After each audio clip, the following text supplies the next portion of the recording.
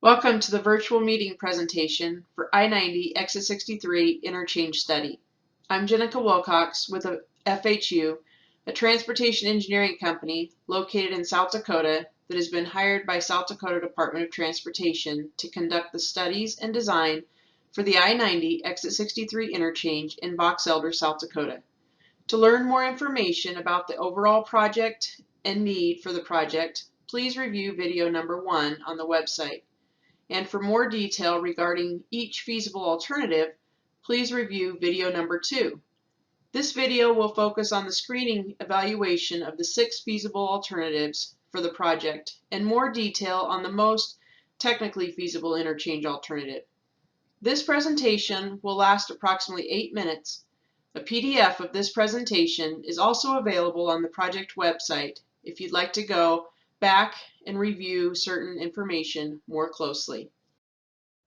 As part of the interchange study, the project team developed screening criteria for all 6 feasible interchange alternatives.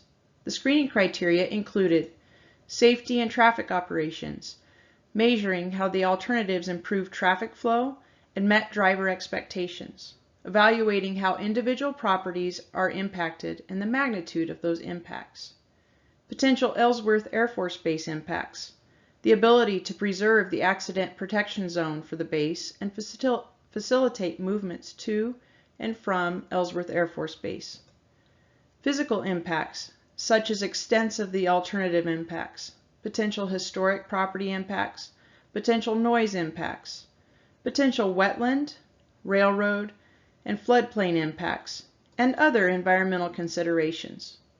Compatibility with existing community plans, construction phasing and implementation, and the ability to meet design criteria and the impacts that this has on intersection spacing, control of access, and interchange ramp configurations. This all has a direct impact on minimizing traffic congestion and safety. And finally, the ability to provide for future pedestrian and bicycle accommodations. As we start to break down each piece of the alternatives and evaluate each element within these alternatives, we find that some of the screening criteria categories we are not able to differentiate a difference, identifying either a pro or a con to the feasible alternative. We then started to notice categories that we saw large differences in the key differentiators to the project and how the interchange would function. The 3 main key differentiators that rose to the top were safety, floodplain accommodations, and overall environmental considerations. Working through the key differentiators in the screening criteria, note the red indicates a least desirable situation, and green indicates most desirable situation.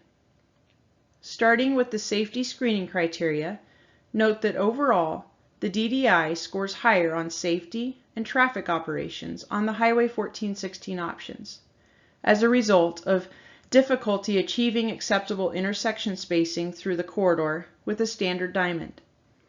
With heavy traffic movements to and from Rapid City, the DDI performs better from a safety aspect, minimizing conflict points and traffic congestion by allowing for free-flowing traffic on the heaviest movements within the interchange.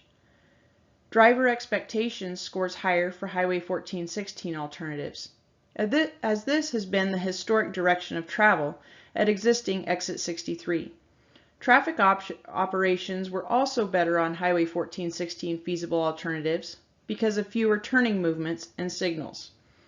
These alternatives were also able to achieve a better control of access spacing, improving safety throughout the corridor.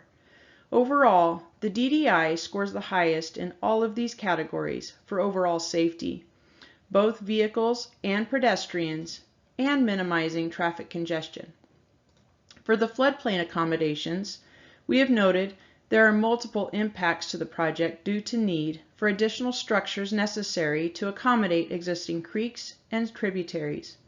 We also note that all the alternatives score very similar without any key differentiators being observed between the feasible alternatives, as this is a similar issue across all alternatives. In summary, the floodplain impact, although there are noted needs across all feasible interchange alternatives, doesn't impact the overall scoring. For the safety and traffic operations category, the Westgate Road interchange scores poorly because of the lack of intersection spacing and the increase in access locations. The Highway 1416 alternatives score significantly higher, with the DDI obtaining the highest score because of the ability to provide a safer roadway with fewer conflict points between vehicles as well as for pedestrians. The DDI would also decrease traffic congestion, with the most notable significance over the other alternatives. The Highway 1416 feasible interchange alternatives see the least amount of impacts to adjacent property owners, and the most specifically, the DDI provides the least amount of impacts, in particular to the Rapid City Pier and Eastern Railroad.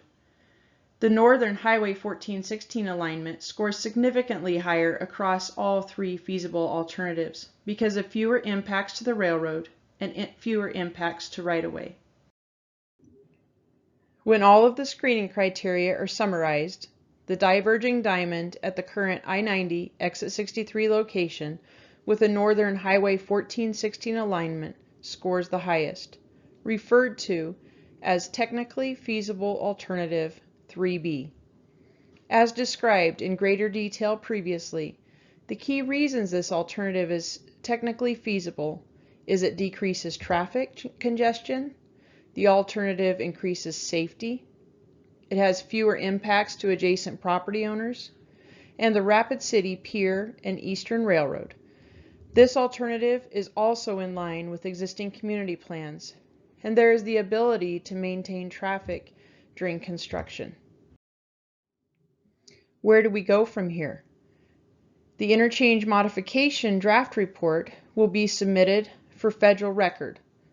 All known environmental indicators will be recorded to support the environmental study and federal NEPA clearances, and preliminary design development will proceed through next year. Final design is anticipated to proceed in 2022. Construction activities are anticipated to begin spring 2026 and continue through the end of 2029. The project team will be accepting public feedback regarding this project until February 20th. To provide your comments, please visit the feedback section on our project website. Thank you so much for taking the time to view this presentation and learn a little more about this upcoming construction project. We are proud to be improving the infrastructure through Box Elder and to be able to adapt to the changing needs of our community. To reiterate, all comments are due by February 20th, 2021. Thank you.